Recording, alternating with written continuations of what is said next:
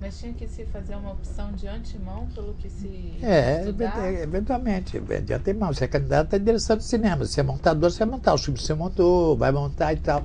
Tinha. E você fez também a opção por direção, não foi? É evidente, mas eu com toda razão. Se eu fosse estudar fotografia, eu morreria no primeiro câmera na mão. Pô. Se eu fosse estudar, sabe, eu não tinha montagem, que é o negócio de atenção, de cuidado, etc. Seria um desastre.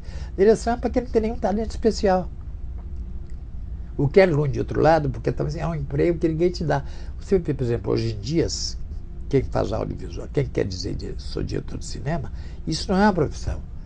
Uma profissão é só o profissional do audiovisual. E o ideal é o seguinte, que ele faça mais de uma coisa. Por exemplo, direção e roteiro bem já é alguma coisa. Se fizer direção, produção, direção, roteiro e produção é mais outra. Se fizer montagem e produção, porque não tem jeito. Você vê agora, por exemplo, todos os fotógrafos estão salvos, e os técnicos são, por causa da campanha do Sérgio Cabral. Estão salvos, eles estão ganhando em 2 meses o que eles ganhariam em 1 ano. Eu tenho um amigo que abandonou um filme que queria fazer porque ele não aguentou, pô. Aquele ganha Sérgio Cabral. E para o fotógrafo e para o técnico de som, eles não têm nem problema moral, porque eles não têm escolha. O diretor de cinema que vai dirigir, ele tem, porque além de ser muito mais complicado, ele tem problema moral e político de... É complicado. Agora, o fotógrafo, ele filma e larga lá. Na montagem e no acabamento é que a coisa endurece. Por isso que esses caras que dirigem a campanha ganham um dinheirão para engolir os sapos que eles engolem. Aí o curso era uma droga, até teoricamente, e no fim do primeiro ano, na prova prática, não tinha vídeo, pensa bem, não tinha nem som magnético tinha ainda. A gente pegava os filmes tinham um som ótico.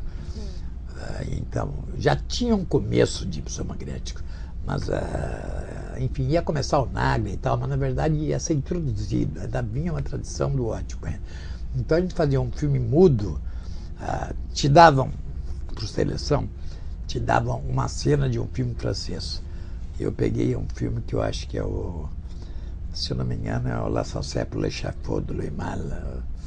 Não sei, tenho certeza.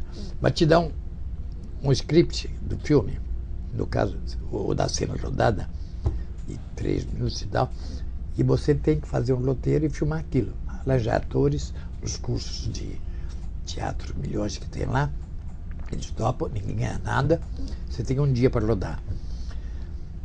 E cada um faz um filme. No segundo ano, você tem a mesma coisa, os filmes podem ir no máximo, digamos, até 5 minutos, 2, 3 atores no máximo. Era filmar no estúdio, olha, no Velho Wagner, só podia filmar no estúdio, e daí você faz um roteiro original, adapta de um livro, etc., com essa limitação. E eu, na verdade, fiz uma cena de um filme, não importa qual, quer dizer, você tem que montar, você tem onde põe a câmera, direção de ator, mas era uma sequência muda.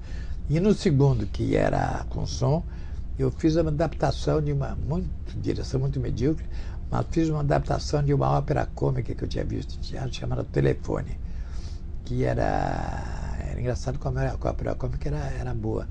É a história de um cara, como anedota, é essa, a história de um cara que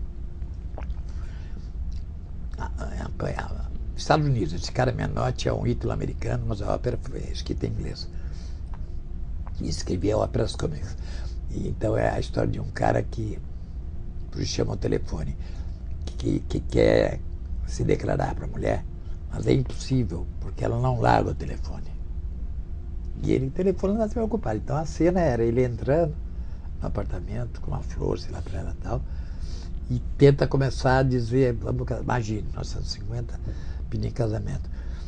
Mas durante todo o tempo que ele está lá, não dá, porque ligam para ela, não é que ela liga, e não para. Um amigo, não sei o que, e dizendo um monte de besteira. E daí, até que no final, finalmente, ele corta o fio do telefone, se eu não me engano, e daí, finalmente, ele pode falar com ela e termina. Você quer casar comigo? Eu te amo e tal, termina bem. Mas o miolo é que é interessante. E eu só fiz isso porque daí eu pude botar no... Eu não me lembro qual é o texto dessa ópera, se é nesse nível ou não, mas eu peguei no texto e falei, eu vou usar, comprei um livro, comprei um livro de gramática, usei todas as coisas de gramática que tem no livro de gramática, sei lá, do primeiro ano, digamos. e coisas que eu estranhava enquanto não francês. Então, os diálogos do filme eram todos ditos com profunda emoção ou com risos, e eram... você tem uma boca e 32 dentes. A boca serve para mastigar. Mas exato tudo francês, sabe? Tudo. Le basque est une langue dont on connaît pas les origines. O básico é uma língua da qual não se conhece as origens. Eram frases pensadas, entende? E a pessoa dizia desesperada. La serviette, as coisas que tem no banheiro, ela dizia e parecia que ela tá dizendo, o cara está dizendo para ela que nunca mais queria ver ela, que ela era uma cachorra. Então tinha que ser uma boa atriz, que era a mulher do Pierre Lhomme, aliás. Entende? E o cara do lado e ela toda hora, entende? E usava expressões de francês que eu achava engraçado. Digo lavache, né? Lavache, lavabo, coisas desse tipo, entende? Mas sem o menor sentido, tudo tirado da gramática. Eu ia fazer um filme depois, recente, que é só de citações absurdas, assim, desse tipo. E não vou fazer nunca, porque ter só com atores é muito... Nunca parei. Mas é fascinante o livro de gramática que você usa, sabe? E onde estão os filmes? Não, esse filme da coisa eu nunca... Os filmes do IDEC? Não, esse do IDEC eu nunca... Eu tive uma vez lá, anos depois, sei lá, 5 anos, me convidaram para tinha uma brasileira que estuda fotografia lá, e fomos de metrô e fomos para o IDEC, que mudou para outro lugar. IDEC não, agora chama FEMIS. E ficou muito melhor, porque depois de 68 mudaram. O Costa Gravas foi diretor, enfim. Eu acredito que hoje seja uma escola de cinema, enfim, nem se compara. Veio no Velho Wagner, os caras podem filmar fora. E veio a maravilha do digital, quer dizer, que hoje em dia não tem mais esse cuidado, qualquer pessoa com uma câmera sai. Então, e sem prática, não há como ensinar cinema.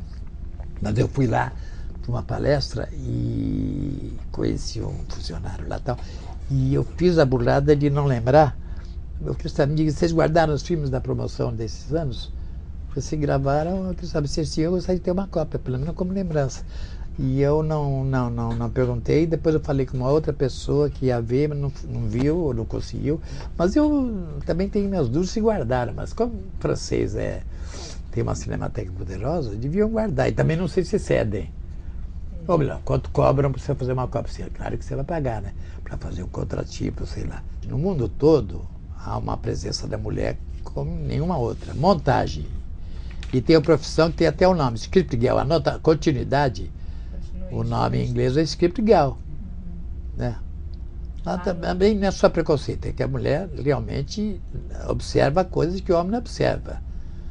A meticulosidade, sabe? Realmente, a mulher tem coisas... Não, a pessoa estava com olho azul, bem, realmente muito melhor. Mas naquela época havia, no dia das mulheres era mínimo, havia Agnès Varda, no cinema comercial havia uma ou outra, e o resto eram clássicos, entende? E hoje você tem 30% de direção mulheres. Vocês liam muita coisa nessa época? O que vocês liam? A ideia é que meu velho não tinha, eles não tinham. Tinha um livro de direção que tinha um livro de química. Eu lia química. Tinha um livro que, como é que pula o campo, não sei o que tal, sabe? Porque você sabe que o francês com 15 anos sabe mais filosofia que nós com 40, né? E eu trabalhei com um francês, numa peça de teatro lá. Eu dirigi uma peça lá de brincadeira, Clube de Fantasminha. E o garoto tinha uns 14 anos, era filho de diretor de cinema. Ele sabia mais filosofia do que eu, pô. Eu também não sabia nada. Mas o francês sabe tudo, mas lá... Não lia, não. Mas nada. A gente lia por cair de cinema, livros, porque a gente... Mas não tinha a menor coisa cultural. Livros sobre montagem, por exemplo, assim, não tinha uma apostila que eu me lembre. E os grandes livros de montagem apareceram, acho que pouco depois. Karel Reis, os livros que tem sobre montagem são muito raros, entende? E vieram depois. Livros sobre montagem, sobre direção, muito depois. Tem o manual do Kuleshov, que é dos anos 20 e tal. Então, não, realmente, leitura, não, era... Você aprende... Olha, o bom do IDEC é você ficar fora do Brasil e na cidade onde se vê os melhores filmes do mundo, que é Paris. Até hoje, calculo naquela época. Então, realmente, é fantástico, era isso. Eu morei numa pensão, primeiro de uma nanzinha desse tamanho, que foi um ano que foi terrível, porque não tinha banheiro, não tinha chuveiro, né? Então eu tomava banho uma vez por semana num chuveiro pago, que eu ficava 2 horas lá e a pele descascava inteira. A pele descascou, fiquei com uma doença de pele de 10 anos por causa disso. E a mulher francesa vinha bater na porta que achava que eu estava morrendo. Não, porque francês odeia banho e eu ficava 1 hora. Gastando muita água. E depois não, a pessoa que vive 1 hora embaixo do banheiro é doente, porque francês odeia realmente o água. Eles têm um horror de banho extraordinário. Mas, enfim, eu morei na casa dessa, né, que alugava quartos. 1 ano, eu acho. E depois passei 2 anos por aí, quando inaugurou a Casa do Brasil em Paris. Eu fui dos primeiros moradores da Casa do Brasil em Paris. E daí passei para o Paraíso. Porque era não por causa do Lúcio Costa, do Le Corbusier, mas por causa da... Eu passei por um quarto sozinho, que tinha uma calefação extraordinária, que a calefação depende da França, mas a calefação feita pelo chão. Com menos de 17 eu ia tomar banho pelado, descalço, porque era no chão que vinha o cano. É uma maravilha isso, né? Então, depois daí eu vivi nesse período, então, sei lá, 1 ano e meio, ou 2 anos, eu vivi muito bem depois de sair da Nanzinha. Eu tinha Notícias do Brasil na Panela do Brasil. Semanalmente ia lá ler o Jornal de Los Angeles, Notícias do Brasil. Do Brasil, futebol, é coisa que eu Mas não tinha diálogo com pessoas com quem você veio trabalhar depois? Não. Conheci um cara que fazia sociologia, manteve um pouco aqui. A pessoa que eu conheci, mantive um certo contato depois, foi o Abu Janra, que o meu trabalho primeiro em São Paulo, quando eu voltei, foi em teatro, numa peça produzida pelo Abu Janra, que dirigia teatro, era um diretor conhecido já. Mas das outras pessoas, todas as pessoas do cinema novo foram para a Itália. O Joaquim chegou quando eu ia voltando. O Gustavo Dal você conheceu em São Paulo na época do Marcha? Não. São Paulo anterior. Aí depois ele foi para São Paulo, foi para São Paulo e no Rio, depois ele foi para Roma. Nunca. Me conheci São Paulo, mas o Gustavo bem depois.